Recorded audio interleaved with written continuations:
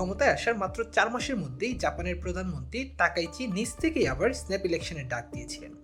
অবাক হচ্ছেন, জাপানে যে কোনো বড় সিদ্ধান্ত নিতে হলে সংসদে 2/3 ভোটের দরকার হয়, যা তাকাইচি ছিল না। তাকাইচি অনেক যুগান্তকারী সিদ্ধান্ত নিতে চেয়েছিলেন, কিন্তু তিনি তা পারতেন না। তাই তার ক্ষমতাকে বাজি রেখে আবারও নির্বাচনের ডাক দেন। হয় ক্ষমতা হারাবেন অথবা সীমাহীন ক্ষমতার মালিক হয়ে যাবেন। আনফর্চুনেটলি 8 ফেব্রুয়ারি তাকাইচি এই বাজিতে জিতে আসেন। সংসদে প্রায় 465 আসনের মধ্যে 315টিতেই তার দল বিজয় লাভ করে। অর্থাৎ তিনি এখন এককভাবেই সংসদের যে কোনো বড় সিদ্ধান্ত নিতে পারবেন। এখন তার ম্যান্ডেট খাদ্যে 8% সেল ট্যাক্স কমানো বা স্থগিত করার আলোচনা, বড় সরকারি ব্যয় এবং অর্থনৈতিক স্টিমুলাস প্ল্যান।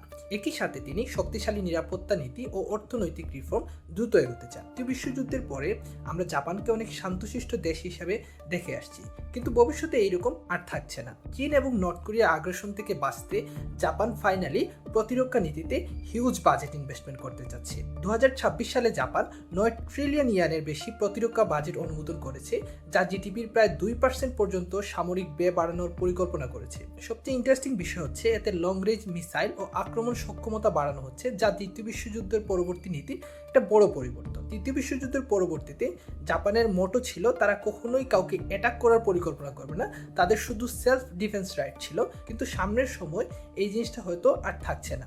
তাকাইচি সেই পথে আগাচ্ছে।